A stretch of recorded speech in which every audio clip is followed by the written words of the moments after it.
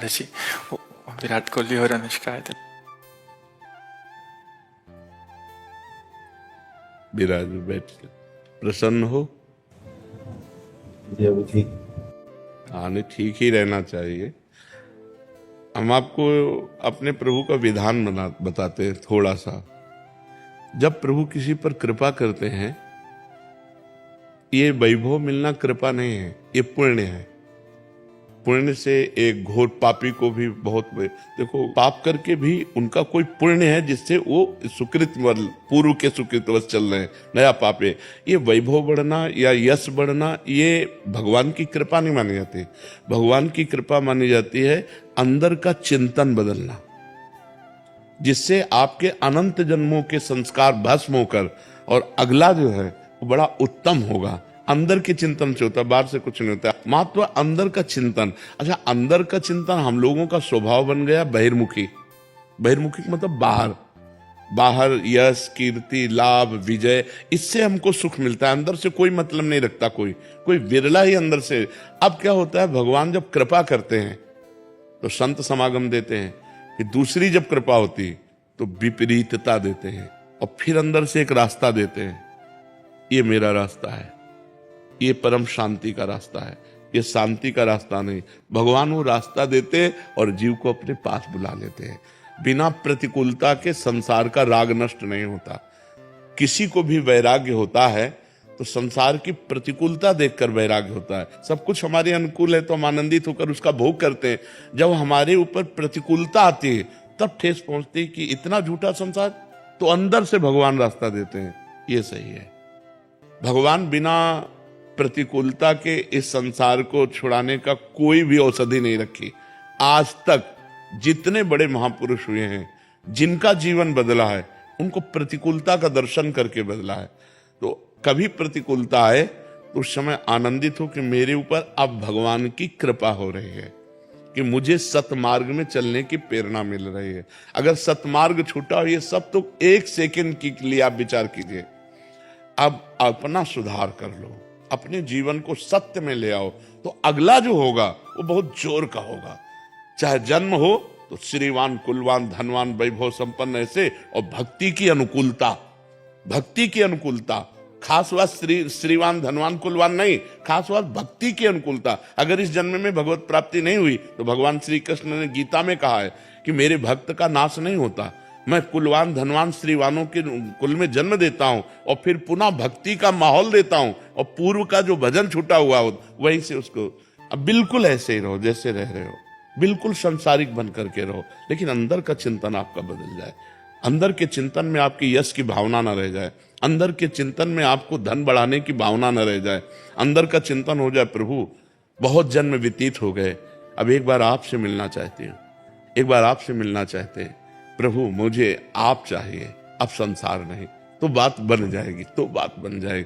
तो इसलिए आनंद पूर्वक भगवान का नाम जप करो, बिल्कुल चिंता मत करो।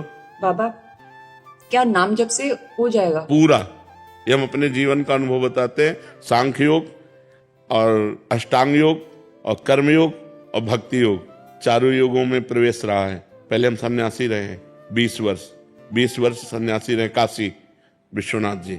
तो हम सांख्य योग, अष्टांग योग, जो अष्टांग योग है ना, अष्टांग योग, कर्म योग, इन तीनों को अच्छी प्रकार जान करके और फिर भक्ति योग में आए हैं। स्वयं भगवान शंकर से बढ़कर कोई ज्ञानी तो नहीं ना, सनकादि से बढ़कर कोई ज्ञानी नहीं। वो हरिश शरणम सनकादि हर समय जपते रहते हैं। भगवान शिव राम राम राम राम राम राम जपते रहते हैं। हम वृंदावनवासी प्रिया प्रीतम के उपासी, तो जो राम में राह है वही राह है, जो धा है ये रस देने वाली वस्तु है। तो हम राधा राधा राधा राधा, मतलब आप ये समझो कि हमारी इतनी तार्किक बुद्धि रही, हमारी श्रद्धालु बुद्धि नहीं रही। सन्यासी की जो बुद्धि होती है वो तर्क प्रधान होती, कसौटी पर कसने पर। तो हम केवल भावुकता में राधा राधा का प्रचार नहीं कह रहे कि हमने सुना और ऐसे ग्रंथों में पढ़ा और ऐसे कह रहे, स्वयं स्वाद लेके कह रहे और विश्वास के साथ कह रहे कि यदि आप राधा राधा जपते हो तो इसी जन्म में भगवत प्राप्ति हो जाएगी, इसी जन्म में। जैसे किसी से कहा जाए कि तुम सत्य बोलो, मंदिर में चढ़ के बोलो, तो हम मंदिर में नहीं, हम वृंदावन में बैठे हैं। करोड़ों मंदिर इसकी समानता नहीं कर सकते, भगवान का परम धाम है। अगर राधा राधा नाम चल रहा है तो इसी जन्म में भगवत प्राप्ति हो जाएगी। हमारी आखिरी श्वास यदि राधा, तो मुझे श्री जी की प्राप्ति, भगवान की प्राप्ति हो जाएगी। इसमें कोई संशय नहीं और किसी साधनों की कोई आवश्यकता नहीं। आप केवल अंदर ही अंदर चलाइए और लिखिए। देखो, हम जो कह रहे हैं उसको समझो। बहुत अधिक नाम जपने की हमें चेष्टा नहीं करनी, कम संख्या हो लेकिन मन लगा करके हो। जैसे हम, अब देखो, आप लिखो राधा, अपने दिमाग में लिखो, खुले नेत्र लिखो या बाहर देखो, दिखाई दे रहा है राधा लिखा हुआ, वही कान में सुनो राधा, वही अंदर उठाओ राधा, ये तीनों का एकाकार हो जाए तो ये करोड़ों नाम जप के बराबर है। देखो, जैसे हम बोला राधा, ऐसे हम 1000 राधा नाम बोले तो हम बोला राधा, ये उपांशु है, इसे उपांशु कहते हैं। राधा राधा राधा राधा 1000 बार, ये उपांशु हुआ। अब ये ऐसे उपांशु हम 10,000 बार जप करें, अंदर देखते हुए बोले राधा, उपांशु 10,000 बार नाम जप करने का फल एक बार मानसिक में है। इतना बड़ा फल है ये। ऐसे राधा राधा राधा चल रहा है, नेत्रों से हम उसे देख रहे हैं, कानों से उसे सुन रहे हैं। आप देखना कि अगर मन भगेगा तो आप लिख नहीं पाओगे राधा नाम, अगर लिख रहे हो तो मन भगेगा नहीं। तो चाहे 10 बार लिखो, 100 बार लिखो, लेकिन एक अभ्यास बनाओ ऐसा कि कुछ समय शांति से स्नान आदि करके बैठ गए और राधा राधा लिख रहे हैं, उसी का चिंतन कर रहे हैं। इसे अपना जीवन बना लो, फिर आप परिणाम में खुद देख लेना। कोई घाटे का सौदा तो है नहीं, ठीक है। ये सखी को दे दे, ठाकुर से भी की है।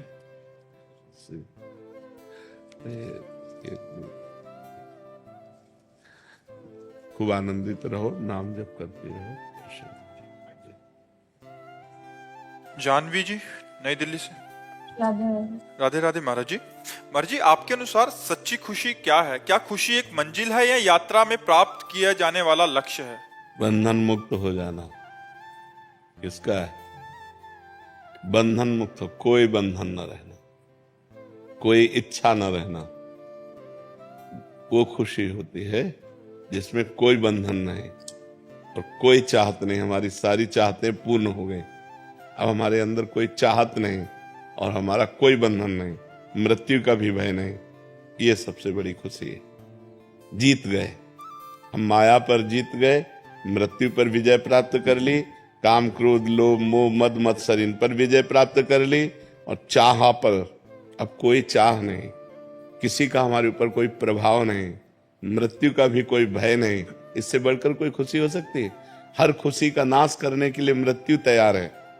आप चाहे जितना पढ़े लिखे हो, चाहे जितनी बड़ी पदाधिकारी हो, चाहे जितने करोड़ बैंक में हो, चाहे जितना सुंदर पति मिला हो, चाहे जितना सुंदर परिवार मिला हो, लेकिन एक क्षण में वो सब कुछ आपको छुड़ा देगी, हर खुशी में आग लगा देगी।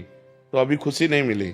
जब आग लगाने वाले में हम आग लगा दें, मृत्यु को भी हम ऐसे परास्त कर दें कि अब हमें भय नहीं रहा, ऐसे स्थान पे जाए हम जहां मृत्यु का भी प्रभाव नहीं पड़ता।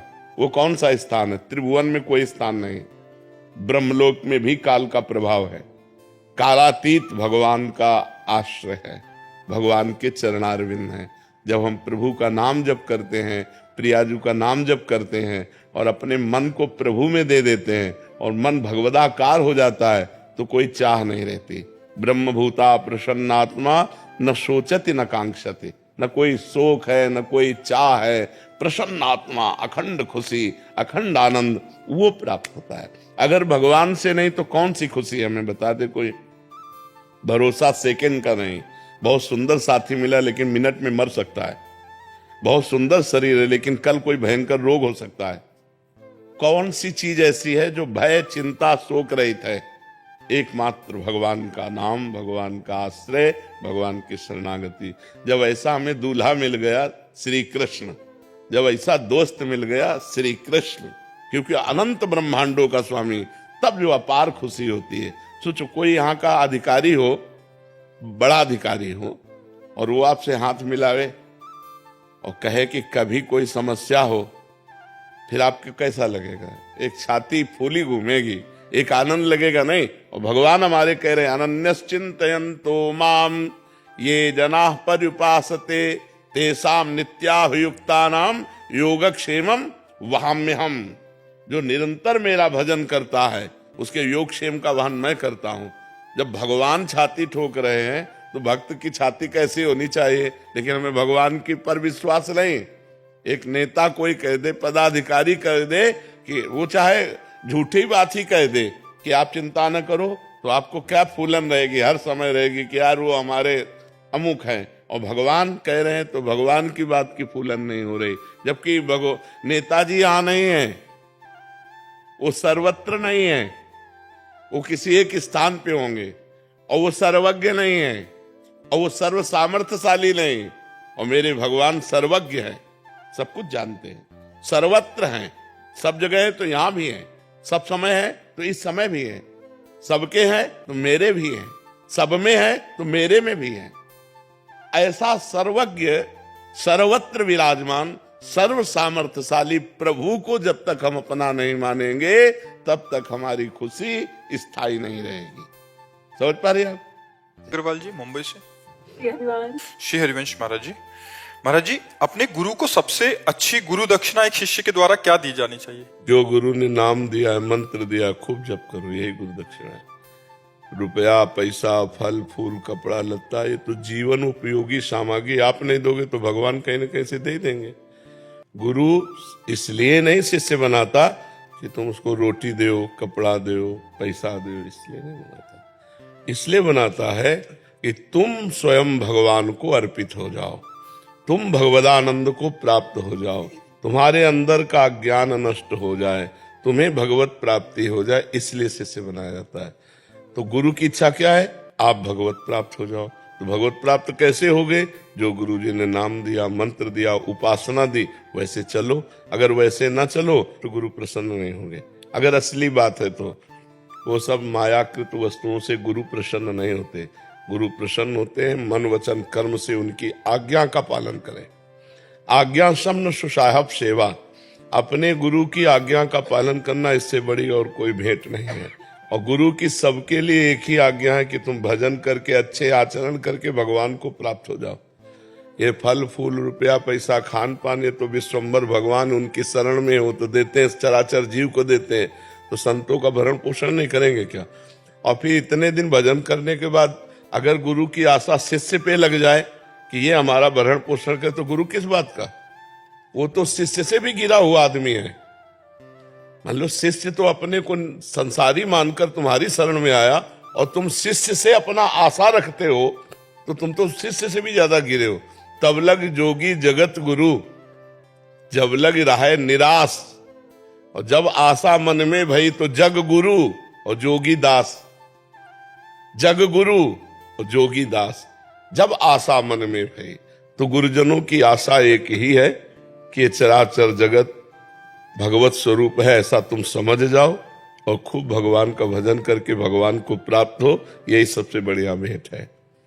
अगर सांसारिक भेंटे की बात कही जाए तो वो गुरु को नहीं चाहिए। अगर आपने मान लो कोई वस्तु दी तो उसकी व्यवस्था है, और जब वस्तु ही नहीं तो व्यवस्था ही नहीं। हर समय भजन में लगे। और रही इस शरीर के पोषण की बात, वो तो भगवान की जिम्मेदारी है। योगक्षेमम भाम्यहम्, आप सब चले जाओ। देखो किसी से मांगा जाता है क्या? बिना मांगे अन मांगे आगे आवे गो, जो पल लागे पल को। भगवान दे रहे, किसी से कोई संकेत भी नहीं किया जाता। तो गुरु को आवश्यकता है आपके मन वचन कर्म से आज्ञा पालन की, ना कि रुपया पैसा भेंट सामग्री की। अगर आप अपने गुरुदेव की आज्ञा का पालन करते हैं तो आप सच्ची भेंट दे रहे हैं। और यही भेंट के लिए तो हमारा आपका संबंध होता है कि आप हम एक हो जाएं। हम जहाँ हैं वहीं आप पहुंच जाओ। ये इसीलिए तो संबंध होता है। ये थोड़ी कि तुम जाओ वहां हम पहुंच जाएं। तुम जहाँ हो वहां हम पहुंच जाए, इसलिए थोड़ी होता है। हम जहाँ हैं वहां तुम पहुंच जाओ। तो गुरु निष्काम अवस्था की चरम सीमा भगवत स्वरूप में, तो आप भी पहुंचो वहीं भजन करके। यही भेंट है।